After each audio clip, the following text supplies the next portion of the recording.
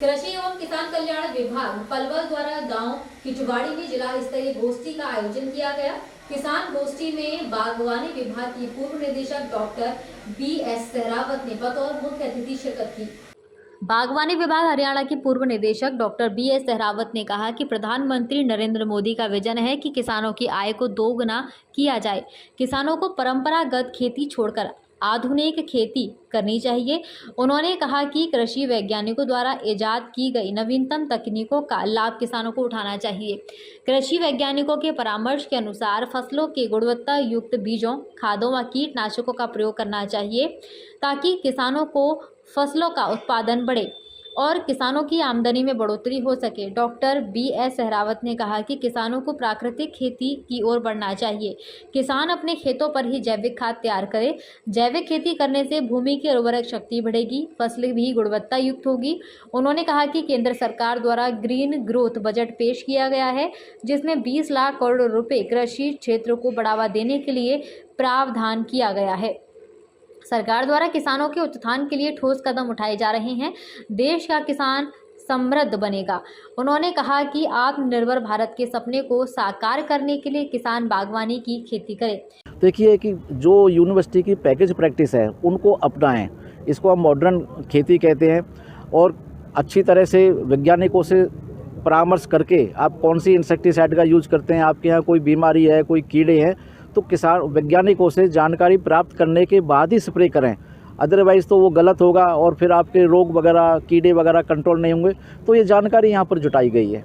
प्रधानमंत्री जी का विजन है कि आमदनी डबल कैसे की जाए, वो गुर यहाँ पर किसानों को सिखाए गए हैं। कृषि एवं किसान कल्याण विभाग पलवल के उपनिदेशक डॉक्टर पवन कुमार शर्मा ने बताया कि गोष्ठी में किसानों के उत्थान के लिए सरकार द्वारा चलाई जा रही जन कल्याणकारी योजनाएं, जिसमें राष्ट्रीय कृषि विकास योजना, राष्ट्रीय खाद्य सुरक्षा मिशन, प्रधानमंत्री फसल बीमा योजना, प्रधानमंत्री किसान सम्मान निधि योजना, कृषि अवसंरचना कोष, मेरी फसल मेरा ब्यौरा, मेरा पानी मेरी विरासत सहित अन्य स्कीमों के बारे में विस्तृत जानकारी प्रदान की।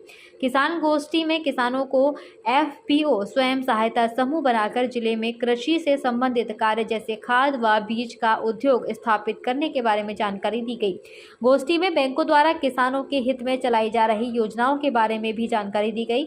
इस अवसर पर वन विभाग के सहयोग से किसानों को 300 फलदार व छायादार पौधे निःशुल्क वितरित किए गए।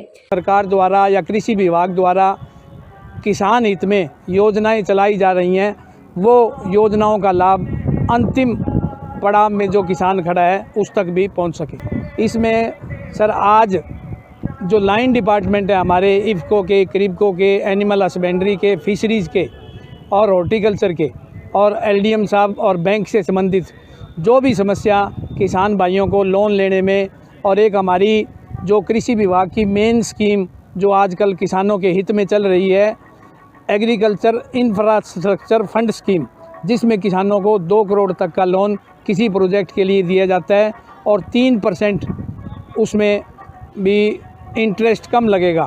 तो आज LDM साहब इसी मुद्दे पर गहन विस्तार से किसानों के साथ चर्चा करेंगे कि जो किसान भाई डिस्ट्रिक्ट पलवल में NCR के नज़दीक होने के कारण फ़ायदा उठाना चाहता है, वो अपने प्रोजेक्ट सबमिट करवाएं ताकि जल्दी से जल्दी उनका प्रोजेक्ट सैंक्शन होके उनको राशि मिल सके।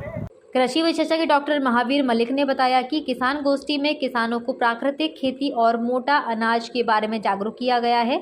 किसानों को राष्ट्रीय खाद्य सुरक्षा मिशन के अंतर्गत किसानों को मोटा अनाज के बारे में जागरूक करते हुए बताया गया कि मोटा अनाज पोषण का भंडार है। हमें अपनी जीवन शैली और खान पान में बदलाव करना चाहिए। भोजन में मोटा अनाज को शामिल करें।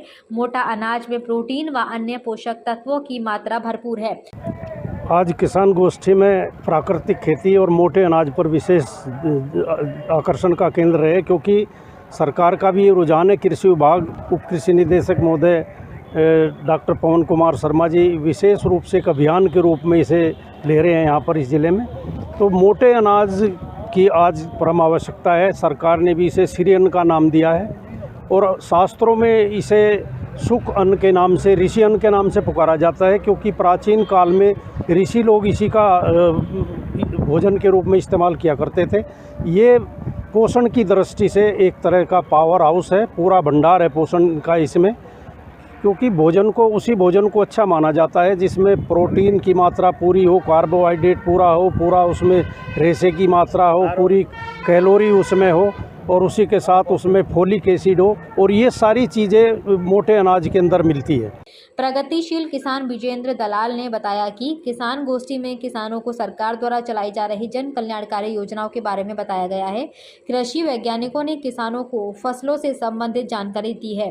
उन्होंने कहा कि किसानों को सरकार की योजनाओं का लाभ उठाना चाहिए। आज की किसान गोष्ठी में हमारे कृषि एवं किसान कल्याण विभाग के उप कृषि निदेशक महोदय ने प्रगतिशील किसान क्लब के साथ साझा होकर के अधिकतर ज़िले के किसानों को इस क्लब में सदस्य होने का अभियान चलाया है और सरकार की जो नई स्कीम है उनसे अवगत कराया है।